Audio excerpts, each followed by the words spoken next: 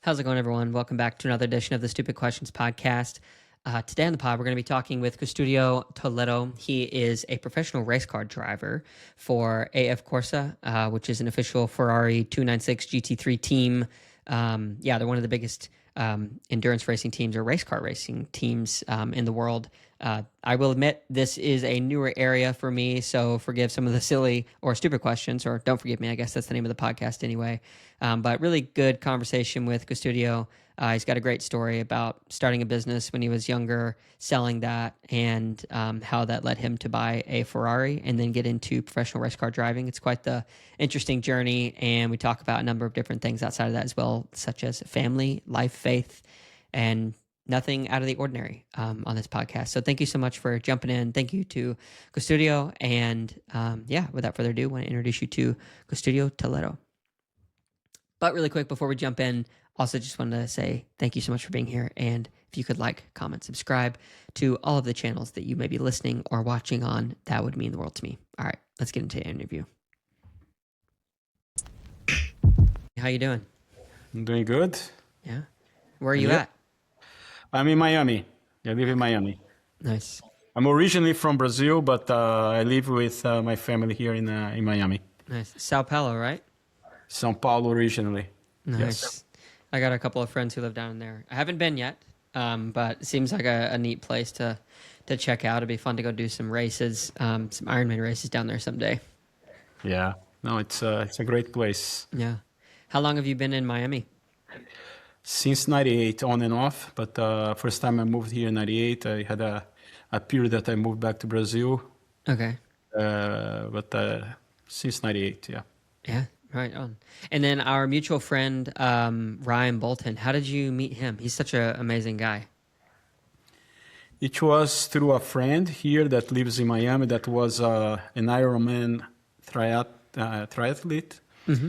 And we were talking about training and all that. And he said, look, if you want someone that can really help with your cardio, this is the guy that I used to train for the Ironman and everything. So I got in touch with Ryan, and he's been helping me with my cardio training and all that for my races. Yeah. In fact, he's coming next week to do a camp here. Okay, so awesome. A full week. He'll push me hard. Yeah. I was just texting him. He said he was going to Miami. I had no idea that it was connected to you, though. That's awesome. Yeah, he's super nice guy. It's been fun to get to know him a little bit on the side and hear about his life. Obviously, he's done a ton, but very thankful that he was able to connect us. And I'm super excited to jump into a little bit of your story and just hear where you came from and what you've done. But yeah, thank you. I guess I should start off by saying. Absolutely. So my first question for you is a deep question. And the reason I like asking this question most of the time is just to kind of get a feel for where people are in their lives. And I did some research on you, and you have quite the extensive background. So I'm super interested to hear how you're going to answer this. But according to you, who is Custodio? I think there's a few facets there. Mm-hmm. Right now, I'm like the Custodio, the race car driver. Yeah. But that's part of my most recent story. I was always like a big fan of motorsports, but life takes us in certain directions. So I basically spent my first 50 years basically studying and then working. In some period I was building my company, so I was focusing in building my company, which was a software company for investment firms.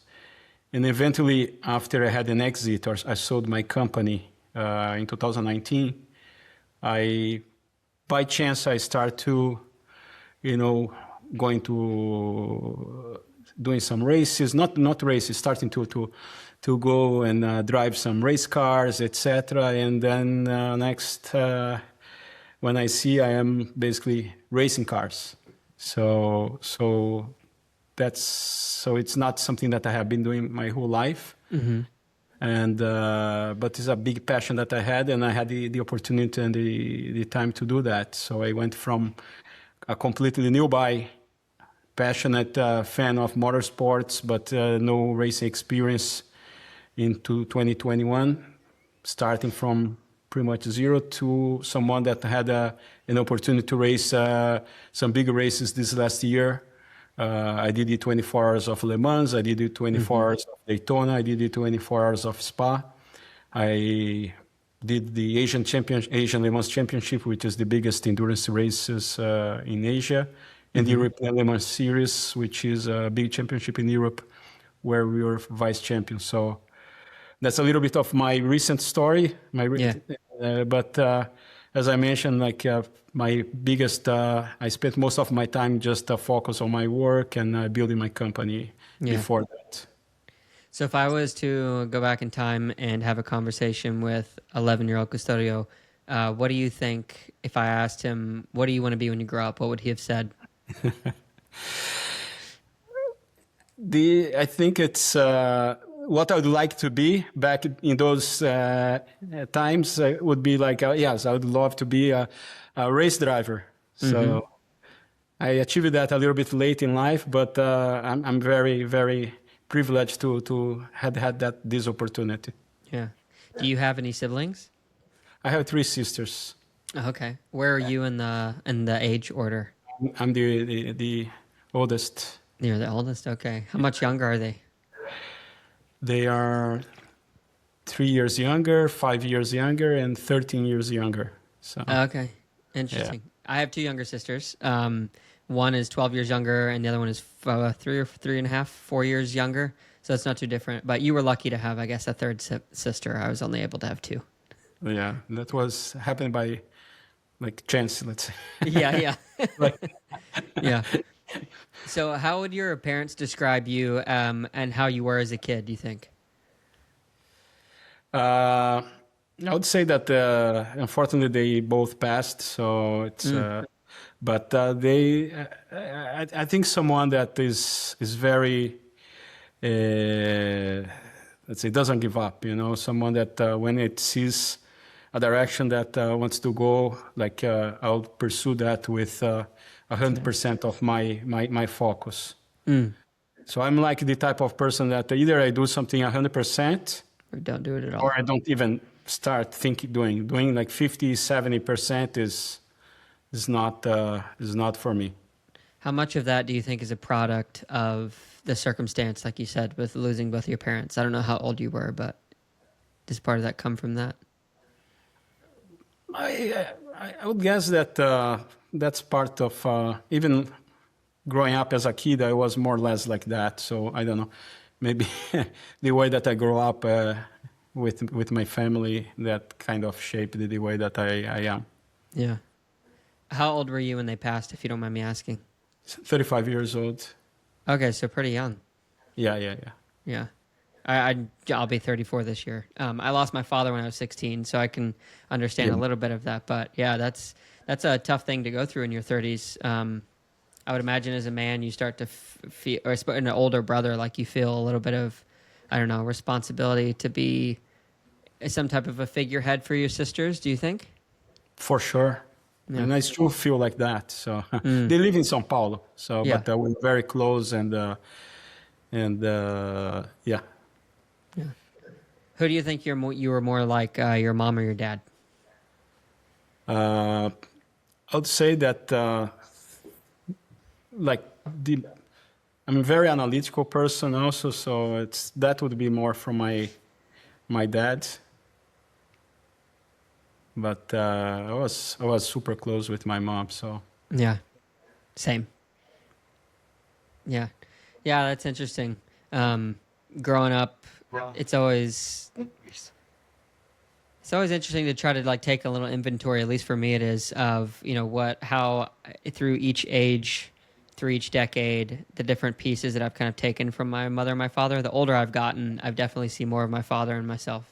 But when I was younger, it was definitely a lot more my mom. But the driven, hardworking kind of stuff, I think, comes from my mom. Do you feel like you said analytical from your dad, the tenacity, the drive, was that both of your parents had that? Yeah, I think we can say that, yes. Yeah, nice. So, when you came to the U.S. for the first time, was this of your own volition, or was it for school? No, I was that was in '98. I was 28 years old. It was for work, so I had an Okay. opportunity to work here as a software engineer, and that's Okay. uh, I had and I moved. I was just recently married back then, Hmm. and I moved to the US to work. Yeah. Uh, When you moved to the U.S. to work, you said you were like 27 or so.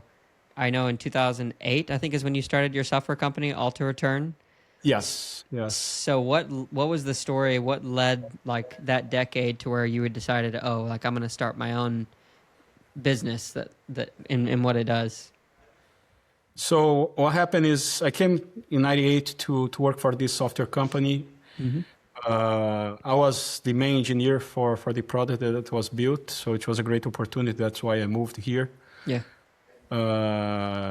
I was in fact the original developer of that software. Then we built a team, and that company became successful, and it was sold to a bigger company in 2004. Okay. A company called SunGard that today is part of another big company called FIS. I stayed there for 4 years, and my business partner also was working there. So after basically building the company, selling the company, staying there for a few years, we said, look, let's do something for ourselves. Let's why we don't create our own company, and that's what we decided to do. We created our own software company, focusing basically a software for private equity, venture capital firms, basically providing a solution that allows for them to run their full workflow from the back office with accounting to investor relations, everything. So we had a solution that was complete for those type of clients. Hmm.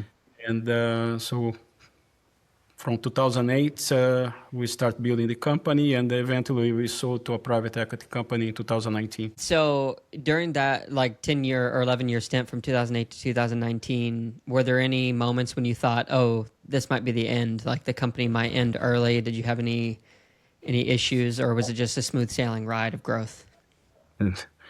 Far from a smooth sailing ride, you start you are optimistic and you think that everything is going to go fine, but we Yeah. had several challenges, especially in the first years. Like we started very well, but as a small company, you end up having like a concentration of business with a few clients. We lost one of those big clients. That was a huge challenge for us because that was a big part of the revenue of the company back then. So we have to go through a process of reshaping the company and surviving. And but eventually the company really took off, and it was a big success. But it was a lot of hard work. Yeah, no kidding. Do you, looking back on the decision of, deciding to sell the company or allow it to be acquired, do you feel like you made the right decision still? Yeah, I Yeah. I feel uh, we. I think the time was really good. The market conditions when we sold was good for selling the company at a good valuation. So I think the company was at a good size at that point to generate the some to be at a good value. So it's Hmm. I think it was good timing. Yeah. How much of that win of like building that for a decade, how much of that journey do you feel like was hard work or luck? Uh, it's it's a lot of hard work. Of course, you have to make the right decisions, etc. But the other day I was talking about luck, and even the term luck for me, it's I see in a different way. So I even use the letters of luck to define exactly how can you achieve some luck or success in what you do. So I'll just run quickly here. So, for Yeah, take your example, time. L goes for the love of the discipline of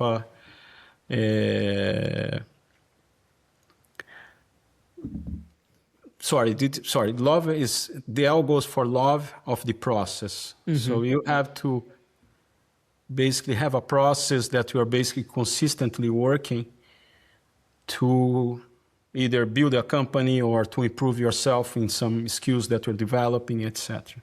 Right? So U goes for unlimited discipline. You have to have discipline. You have to have the discipline to be able to execute in what you feel that's important. The discipline to do what's needed and not what you want. Sometimes you have the decision, I want to do this, but is this what you need to do at that moment? So you have to discipline to make those decisions. C is a word that I like, which means the word for C, that's consistent. So you have to be consistent in what you do. So anything that you do, you're building a business, you have to be consistent in putting work there. If you're working out and trying to improve your conditioning, you have to be consistent in every day showing up and doing your workouts, etc. So the consistency is key for whatever you want to achieve in life and be able to be successful. And K goes for a Japanese word called kaizen. That is a word that means constant growth. So that's the type of luck. When you say luck for me is like you have to be disciplined, you have to be consistent in what you do, you have to love the process of putting the work every day. So answering your question, sorry for the long answer, but No, that's the type of luck that I believe. Yeah, no kidding. So whenever you did sell that company, how many co-founders did you have? Two, me and my business partner. Okay.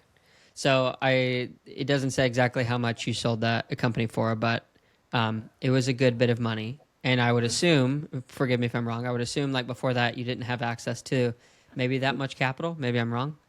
But when you made that decision, when you made that, process go all the way through, whenever you received the amount of money that you did for selling that company, did that change your relationship with how you viewed money at all? I think it changed in the sense that you understand what that gives you. And for me, what's important there is that gives you freedom to do things that are important for you. So you don't have certain concerns that you have to worry about every day, and you can focus what it's important for you to do for your life.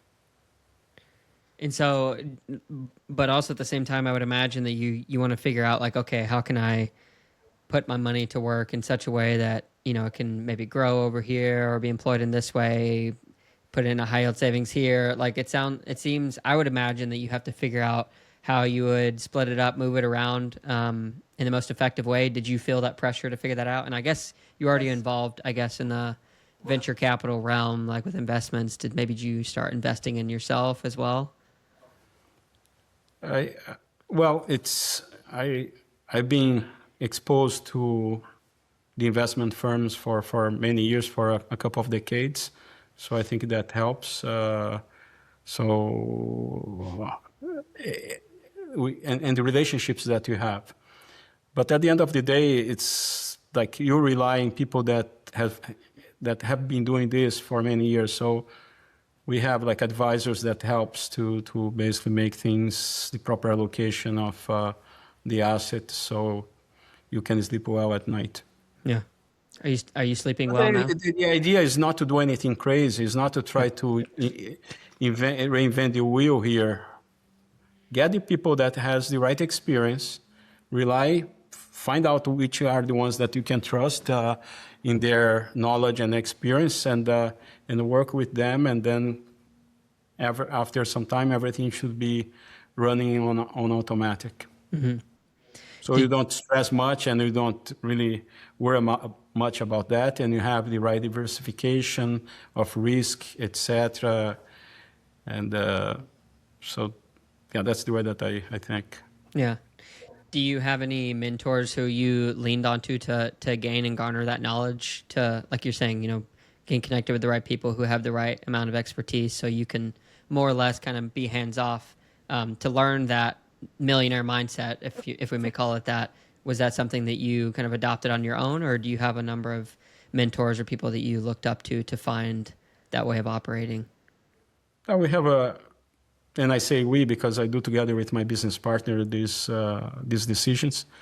But we have a relationship with a few institutions that provide that type of service that can give us the peace of mind that we are doing the right decisions there. So it's rely on people and institutions that have history and can consistently deliver on the results there. Yeah. So when I was reading, it sounds like after this happened, you got everything kind of settled and figured out. You went out and bought a Ferrari, and then I believe you started taking it to, I don't know if it was a test track, but I know you took some different racing modules, and that kind of led to your journey in racing. But when you first started there, was it, I'm going to buy a Ferrari so I can race it, or what was that story? No, it was. So what happened is, in fact, I was having lunch with my wife, and it was the restaurant that we went was close to a Ferrari dealer here in Miami. And then during lunch, I said, "Oh, let's go by the Ferrari dealer." And I went there and I bought a Ferrari. So, and after some time, they came to me and said, "Look, they have this nice program for people that never raced, etc. That you can learn how to drive a Ferrari in a racetrack. It's called the Corsa Pilota. So we have like 4 modules of 2 days, so it's 8 days in total, but usually you do 2 days and then you do another 2 days in a different period, in a different track. And it's a very nice event that they put together. Usually it's like 24 people that participate. You have like professional drivers that is giving the instruction. So we have a very nice professional setting that Ferrari puts together in a real track. And you go there and you start to drive. You have the orientation of the instructors. And that experience, it was something that really made my desire to eventually start to race. I was always a big fan of motorsport, but that hands-on experience in driving the Ferrari in a real track, having proper instruction, gave that confidence and also the desire to go and do things in a more serious way. Yeah. How long did it take before you started to give real entertainment to the thought that you could be a professional driver, not only of one of these cars, but for a company that is represented by Ferrari? So you start, after I did all these models, the next year I entered on the Ferrari series for races. That's called Ferrari Challenge. Mm-hmm.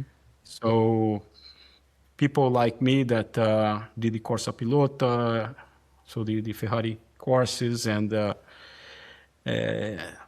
have the opportunity basically to get these Ferrari race cars in races that are organized by Ferrari. So I did 2 years of that, which are races for what's called a gentleman driver. So people that doesn't have much experience driving, but has some skills, but can go there and drive in great circuits. After that, I start racing GT3s, and I race a Ferrari 296 GT3 now. So then I start to race with professional teammates in more professional series. So I did first year in Europe in 2024. Then I did the Asia Le Mans. That is a very high level, a lot of professional drivers, very high quality of drivers in Asia, end of 2024, beginning of 2025. And then last year I hit some big races like the 24 Hours of Le Mans, 24 Hours of Daytona. Daytona we finished seventh, which and with the best classified Ferrari. Mm-hmm. And then spot 24 hours too. How do you feel having accomplished those things at the age of, 55? 56, no? 56, yeah. Look, I'm never going to be a Formula One level driver or even comparing to some of the pro drivers that I compete and I race with. But I feel very happy with the level of driving skills and experience that I'm acquiring. And racing alongside some of the best drivers in the world is like a big privilege for me. So I can say that someone that started doing this at 52 and be able to race some of these big races and share the track with some of these big names in the motorsport, I'm super happy, and I continue my journey here because I feel that I have a lot to do there, and a lot to improve too.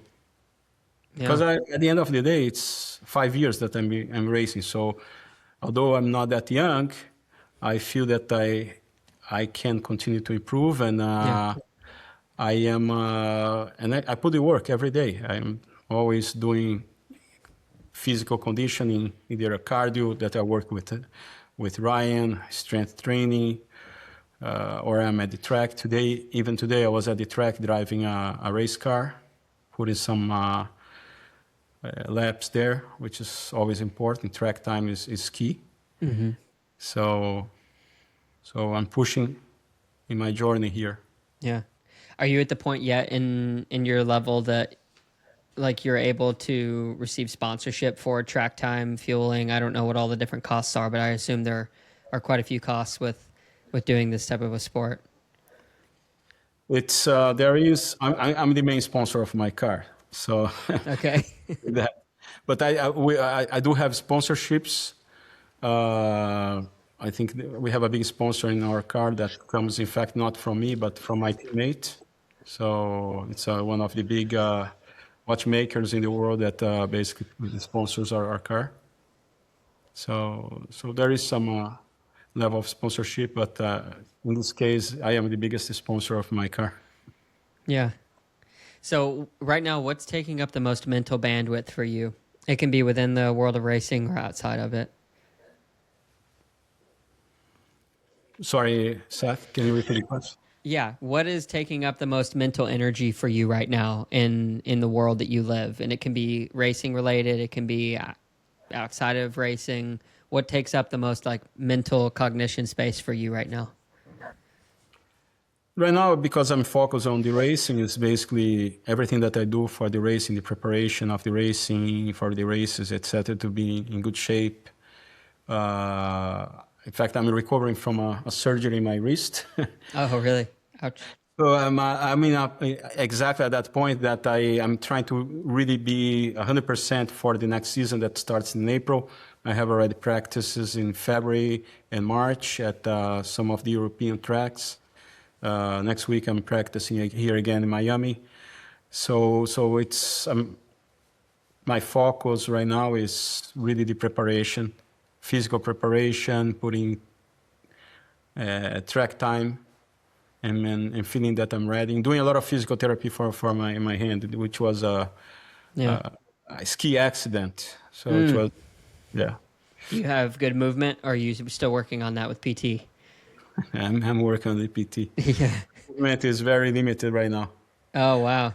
Yeah, but I can drive, and I feel that doesn't Affect too much. doesn't affect much of the performance there. Well, that's good. What is something about racing that most people don't understand? Racing, so there's, I think, several elements here. So racing, people may think, oh, you're just sitting in the car and you're just pressing the pedals there and you're steering the wheel. The physical aspect of the racing is incredible. Like it's more than I would say most sports. Like you have races, depend on the conditions, etc. But you have like your heart rate is at 160, 170 Wow. constant. So if you do a 2-hour stint, if you don't have like any accidents in the race, meaning you don't have like a safety car or something like that, it's green flag all the way. Like you're doing like 2 hours of 160, 170 heart rate, which is something that's a big physical demand that I think people don't realize how demanding that is. So that's one side. So it's very physical, much more physical than people think. And it's extremely mental. Your mind has to be 100% focused on what you're doing, right? So you're making decisions, driving very fast, and you have to make decisions like very quickly there. So your mind gets into a state that you are like super focused. You're like tunnel focused in what you're doing. So you have a combination of a very big intensity in terms of physical and mental side of when you're racing. So Yeah.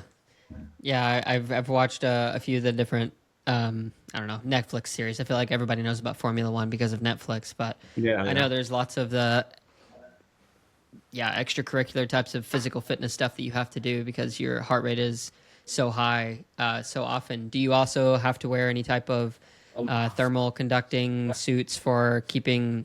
I mean, can you drink as well, or can you not drink while you're also racing? Can you do those things? Yeah, it's important that you drink. We have we have a bottle with water that's connected to basically to the helmet. So we have like a little straw that you can drink.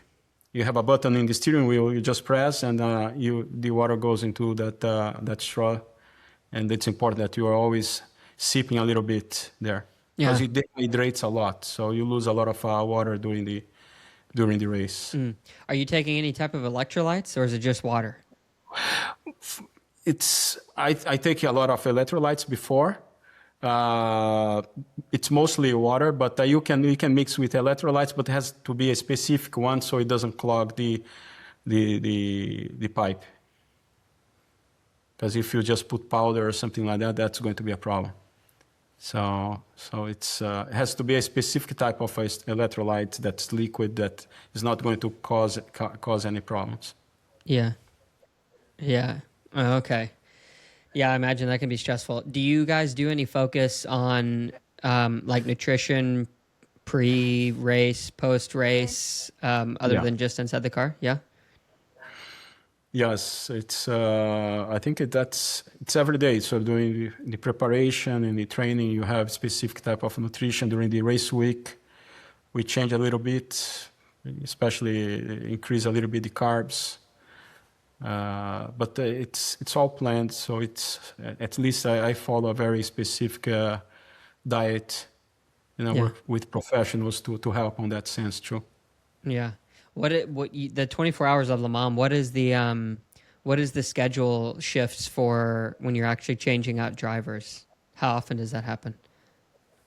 So we have 3 drivers that will drive 24 hours. So you're going to be driving between, let's say, 6 hours and a half to 9 hours each driver. Depends on. So we have the minimum number of hours, but that's how much we are going to be driving. And usually, it's like we do what's called a double stint. So we do 2-hour driving in sequence. It can be 3 hours. Sometimes it can be 1 hour. But average is like we do 2 hours, then we switch drivers. And that will go with the strategy also. It goes, where you want certain drivers or when we want certain drivers to be driving. When they can make a bigger difference. So that will depend on all that. But at the end of the day, you drive 2 hours, you have some time to rest, and then you get back into the car. You don't have much time to sleep. I think I slept 2 hours during the 24 hours of Le Mans. But Yeah. you don't feel much, you know. After everything finishes, that's when you feel like with all the adrenaline and everything, you feel that your body is always ready to be driving. Just implode. Yeah, yeah. You're running off of adrenaline for so many hours. Do you track Yeah. how many calories or grams of carbs, I don't know how you measure it, that you take in over the course of a race? Because I mean, every 2 hours, and if your heart rate is 150 even average for that long, like that's like doing an Ironman or something, literally. No, it is. No, I track everything. I have a lot of tracking device. I use the Whoop Yep. that but I use also the Garmin. So I have the Garmin and the Whoop, and between them I get a lot of the metrics. Yeah. And yeah, like 2 hours you can consume easily. And I'm a small guy. I can consume easily 2,000 calories for Yeah. every 2 hours. Yeah. That's wild.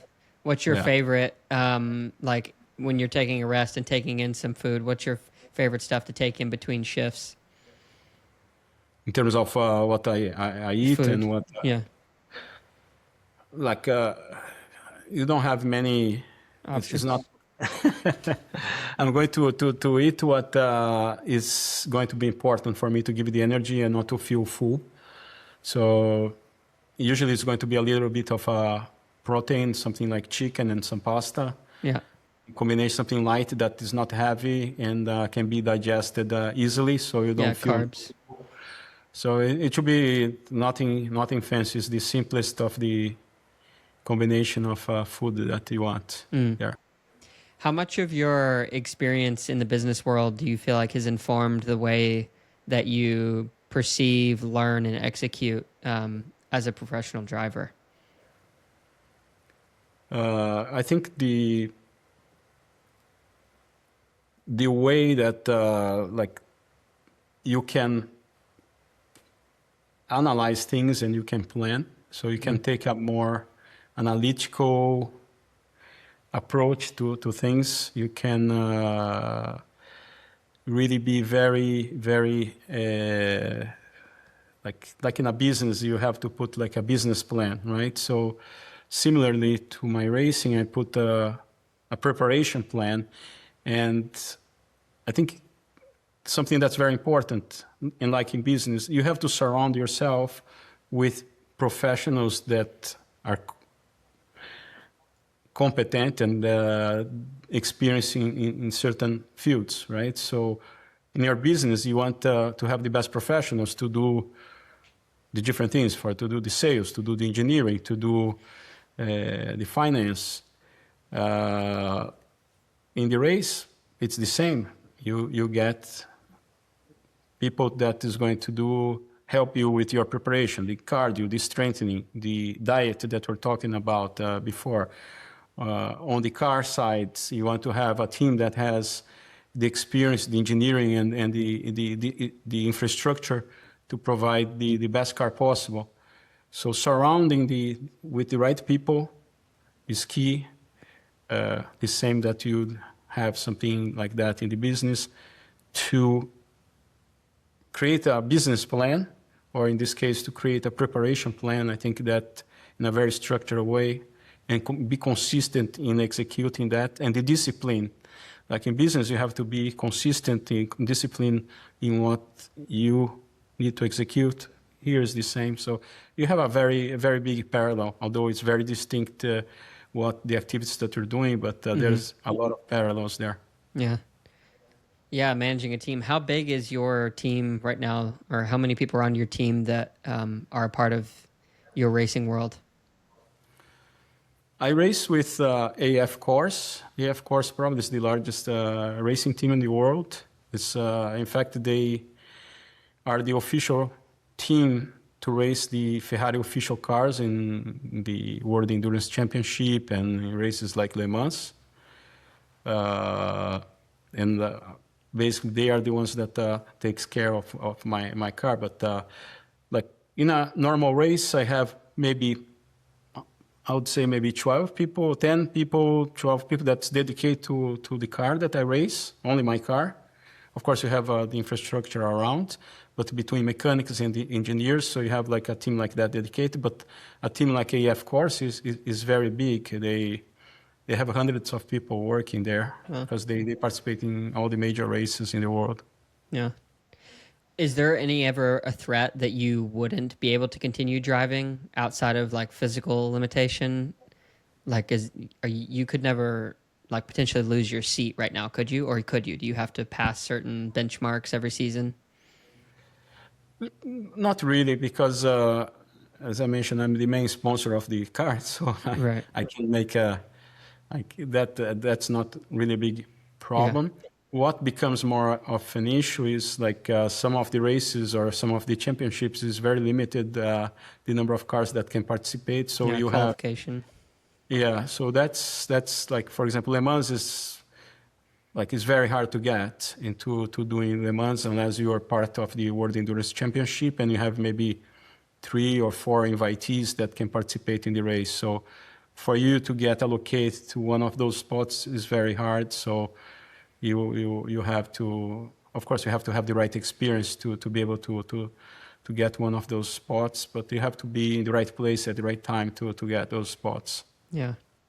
The endurance series, and then also I guess the Le Mans, 24 hours of Le Mans, is that still like the pinnacle for where you want to continue to go and try to get better at that particular race, or are there other races that you would like to enter into that are still kind of, on your bucket list or goals list? Well, the 24 hours of Le Mans is the top race in the endurance. Endurance series, that's it. So that's like, there's nothing more prestigious than that. It's like you have 400,000 people watching the race at the track. It's Sure, that's a rush. everything from the parade that you go through the city, and everybody in the city is basically there. It's a big party. It's a big event, and the energy is incredible. So in terms of races, that is the pinnacle in terms of race. But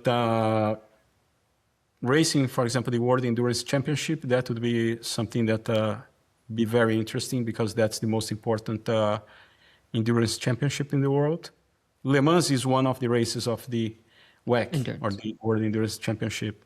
Okay. And in addition to that is to race some tracks that I didn't have a chance yet to race, to race in my hometown, São Paulo, in the Interlagos track. I never did that. I've been to Formula One races there, but I never raced there. So that's something that I'd like to do.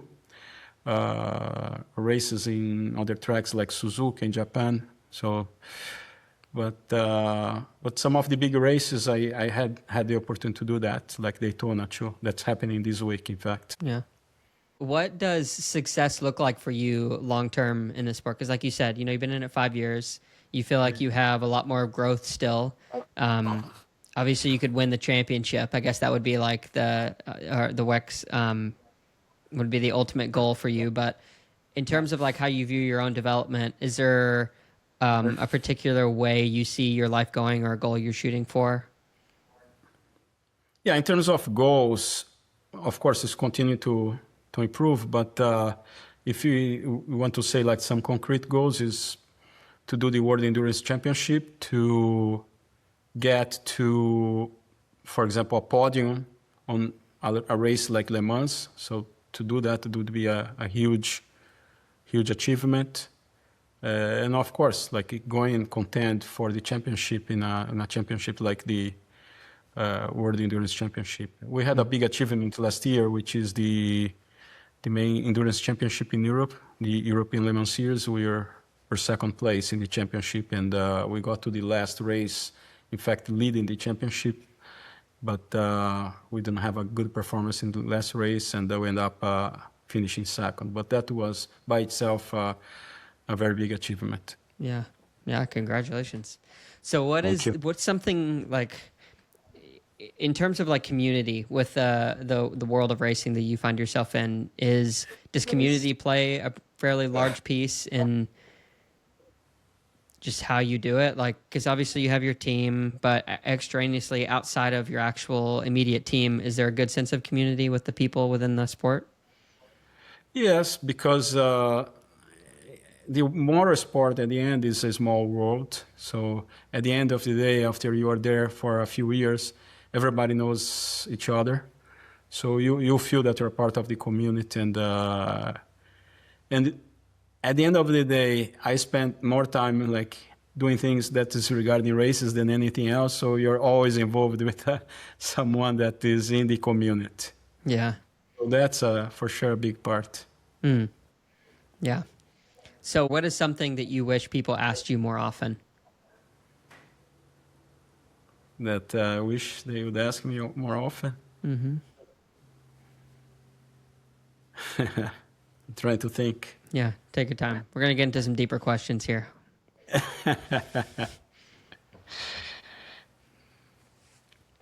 I think the question that you asked before is a good one. It's what people wouldn't think that. What was the question regarding that I answered about the car? Like how much? What are some people? Yeah, what is something about racing that most people don't understand? Exactly. I think that's a good one because it is. Once you start to do that, you start to learn, like you get an understanding of what really means to do motor sports, and there's so many pieces that are involved. So I think that would be would be the question. Yeah. What is a moment that quietly changed you? That's an easy one. Okay. That's a very easy one. Le Mans last year, I was driving. I just woke up. I slept for 2 hours, and I was doing the first stint just before the sunrise. And so I was driving, and it was a little dark, and it's starting to get, lighter, and you start to see the sunrise. You start to see the red sky, and then I'm driving there, and you are in this legendary and historic track, driving the 24 hours of Le Mans. And to think that just a few years I never had any experience with real race driving. And to be there sharing the track with the best drivers in the world, participate in such a incredible event. At that moment, it was like, it hit me, like I said, I'm racing Le Mans, and it's incredible. And the whole scene was incredible, like the sunrise and everything, and that thing starts to cross my mind, and I said, I need to enjoy this here, because this is an opportunity of a lifetime, something that I always dreamed of, and then probably I never thought that would be happening, and this is happening, and this is amazing, So it was a very inspiring moment that happened for me. Yeah, I can imagine. Or I can't imagine. I think would probably be a more appropriate way to say it. Yeah, I've seen movies and talking about that race, and now I'm getting to meet you. So I guess I'm a little bit closer than I've ever been to something quite like that. But I can't imagine what it would actually be like. There's something about the mornings as well as the sun's rising wherever you are that helps to cement a moment. But racing, I'm sure that feels like something special. Yes. So what's something that makes your day way better?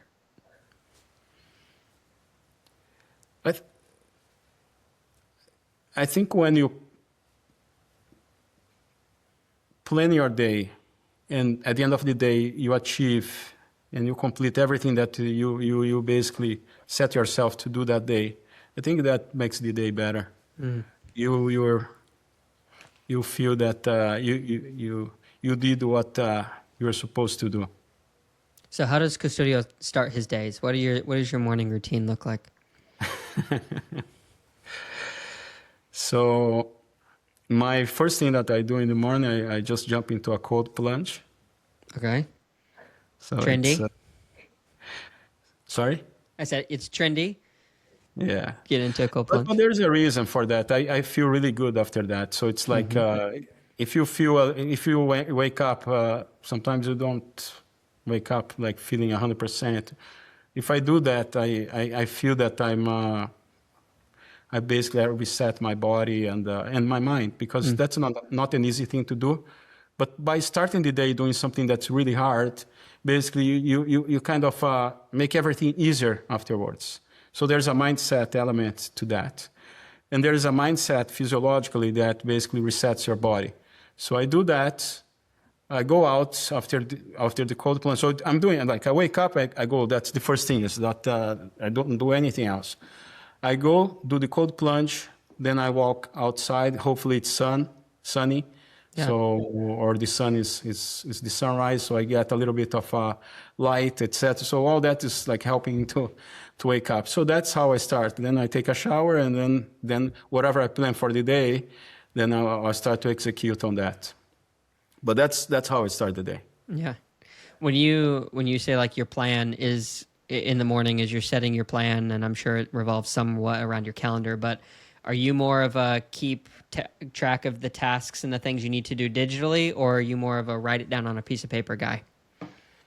It's more digitally. Yeah. Yeah. Everything is.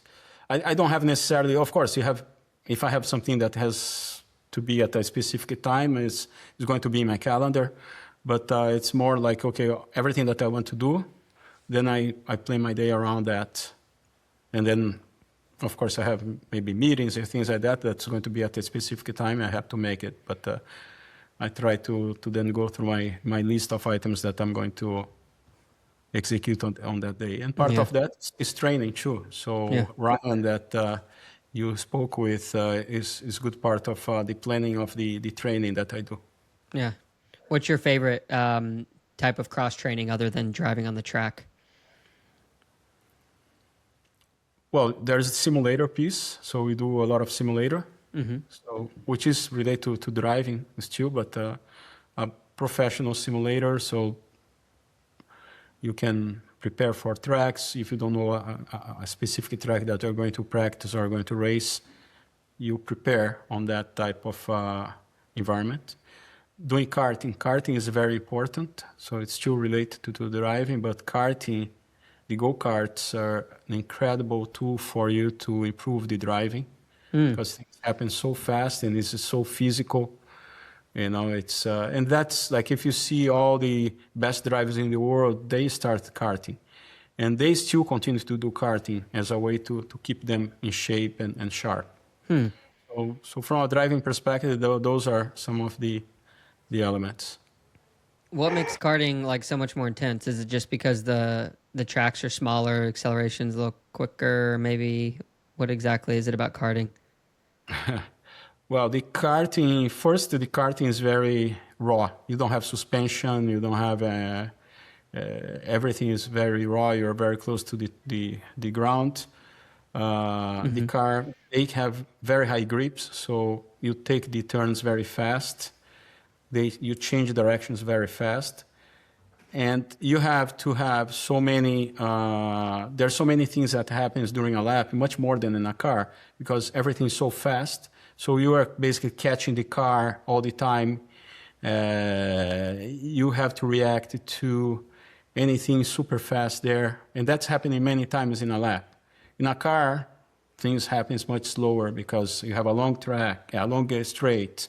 The turns are long, the track is long, so everything is slower, and it's not that quick reaction that usually you need. So everything is so fast in the karting and so physical too, because everything is mechanical, that I think it helps both from a reaction perspective, from a physical perspective, from a controlling the car perspective.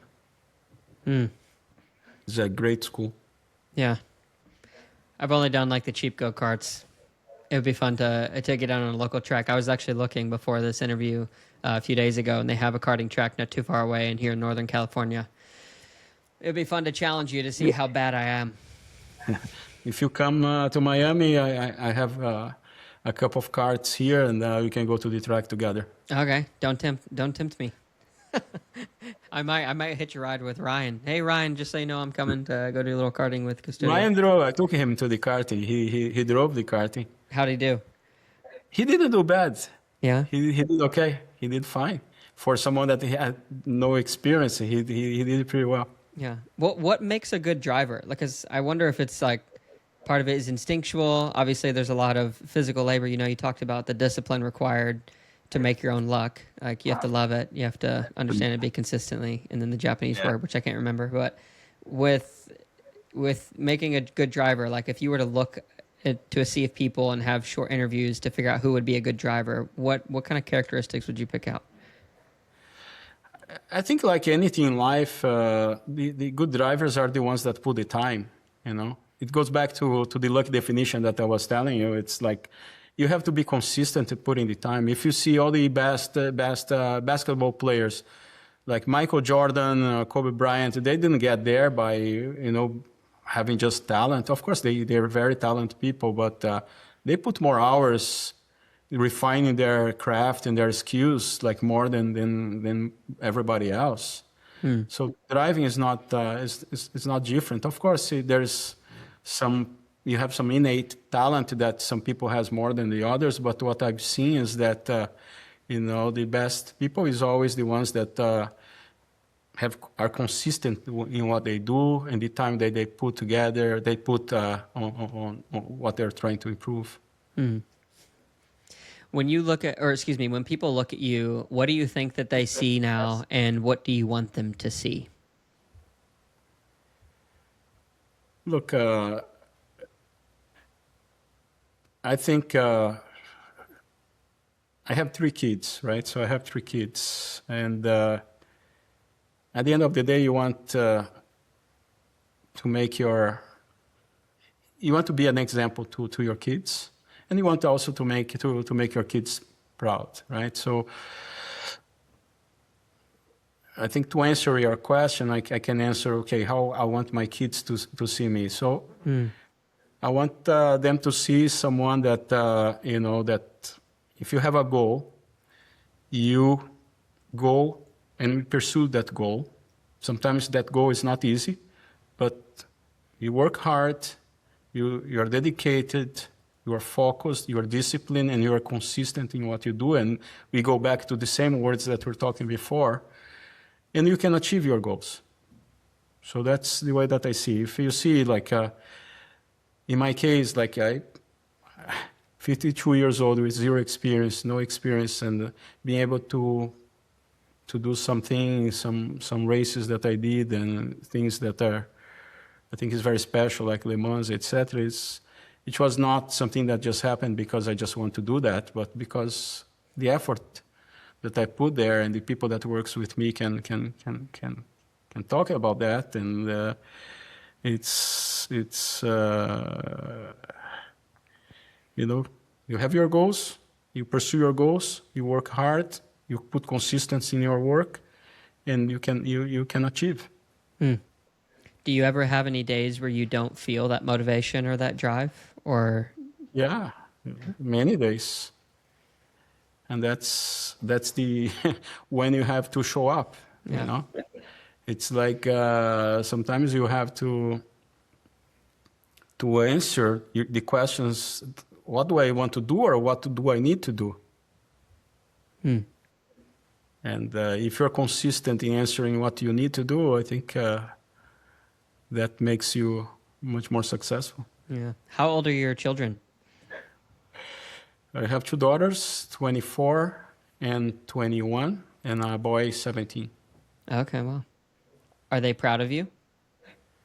I think so. I hope so. Yeah. Should we ask them in and have them answer the question? I'm proud of them. Yeah. Oh, I'm sure you are. I'm actually, so I'm not a father yet. My wife's pregnant. She's going to be having our first child in just under a month. So if I may ask you, like, what is some advice you would have to me to being a father to a little girl? To a little girl. I started with a girl. Congratulations first. Thank you. Thank you. I appreciate it. It's at the end of the day, it's just give love to them, right? You give love to them, and always think what's best for them. It's things. Sometimes we overcomplicate things, but it's simple. It's like give love to them, and that you'll be all you need to do. Yeah. Of course, it'll be a lot of work, a lot of long nights and everything Yeah. to start there. Mm. Do you do you practice any religion? Are you religious or spiritual? I'm Catholic. Hmm. My parents were very religious Catholic, but I don't practice much. I wish I would practice more, What, but what what makes you say that? Yeah. I I think I have to develop more my faith, and that's something that I'm willing to do and work on. And it's not something that may come more naturally to other people. I have some sisters that are very religious. They go to church every Sunday, etc. My parents were like that. Uh, I do go to church once in a while, but I'm not something that practice like very frequently. Mm. I appreciate your honesty. Most people I don't think would be would I in fact in 210 episodes or so that I've recorded when I've asked questions about religion, I don't think I've ever had someone say I should or I wish I would more. I've never heard that. So I think that's really shows a lot about your character first of all. But my question about that is like what do you believe doing something like that, like practicing more, or I don't know if it means if that's prayer to you or going to church or whatever, but what would that add to your life, you think? I think that adds perspective. It adds purpose. It adds uh, hope. Right? I think that's what we end up seeking in life, and I think a religion can help with Mm, those items. yeah. Are you hopeful for the future? Yeah, I'm naturally an optimistic guy, Huh. so I'm always hopeful. Yeah. What do you want the next 10 years of your life to look like then? Obviously racing's a piece of that, but Uh, so I think I have some business to do still in terms of racing. So there is some goals that I want to achieve. Uh, there's mhm. some work that I want to do from a business side. So I feel the intellectual challenge of building a business and things like that is important. It's something that I crave for. So I do see myself doing some work on the business side again. And I think the most important thing is you want to see your kids succeed. So I'm at that point in my life that I have the kids that are either in college or they're going to get into college. So they are in that transition phase from coming from going to school to their professional life, and they want to be happy in what they do and the purpose from a professional side. So I want to see them succeed. I want to help them to the extent that I can. Hmm. I think you're doing a pretty good job. As my wife, like I said, was going to be having our new daughter soon. I felt a new sense of motivation to provide, um, and not that monetary provision is like the be all end all, and like that's what makes a good parent. But as a man, I feel like that's a pretty important piece to know that I can provide for my family. So I feel that motivation, that fire, and that drive, and to see like the obviously, I mean, you got a pretty sweet looks like property on the water. So I think you've provided well for your family, and I'm sure they love you tremendously for that. Um, so for whatever it's worth, I think you're doing pretty well. I hope one day I can become a race car driver, and my little girl can be proud of me for Yeah. that. Do you like races, car races? Yeah, I do. So I grew up doing like motocross, like dirt bike racing. So from the motorsport perspective, I have enjoyed that. I've done some karting here and there, a few are higher end places, but nothing super Yeah, fast. yeah. But if What ever you I need to had the do, opportunity, you need to do the real go-karts. Then you feel Yeah. the difference. You feel exactly, you have a good feeling of what's racing. Yeah. No, I may book a trip down to Miami. I mean, I don't know how many people I know. I can actually tell you, I know one person who's done the 24-hour Le Mans, and that would be you. So I don't know anybody else who could have that caliber of expertise around to like say, hey, is there any natural talent in this? Or, what do you think? So we'll see. Definitely see. But so I guess one more question for you. As you take a look at, everything that you've done in your life and you're looking forward to the future, do you think, or let me ask this question, on a scale of like 1 to 10, how happy do you find yourself at your life right now? I'm pretty happy. I would say that it would be an 8 at this point. Yeah, that's very high. I think it's 10. Like there's always things that you want to improve or that you want to do, etc. But I'm super happy. Yeah. Do you think you'll ever get a 10? Look, no, I don't think so. I think life, you're always going to pursue. You have new goals, you have new ideas that you want to work on. You have always new things. So I think it's 8 is a pretty good level. So you are happy, and then you have always something to aim for. Sure. I think it's going to be always like that. Yeah, 100%. Hopefully I can keep at 8. Yeah, 100%. 100%. Well, Custodio, thank you so much for taking the time and letting me just poke and prod about your life. And yeah, it's stimulating. It's interesting, the stuff that you're doing. Would love to have you on again in the future. Hope I get to meet you in person. But thank you so much for making the time for me and being on my podcast. Thank you, Seth. It was a pleasure talking to you. And coming to Miami, we'll go karting, okay? Sounds good. Thank you so much to Custodio for coming on. Yeah, really interesting interview. I hope to continue to expand my interviewing skills into different industries. This is definitely one that I find very interesting, and I need to do a lot more research on to ask, I think, just better questions in general. But yeah, really good conversation with Custodio. Got to talk to him for a little bit off the air as well, and super deep thinking guy. There was a little bit of a delay in our internet connection, so I think that may come through in the interview a little bit, just for some what sounds like maybe an awkward pause or whatnot.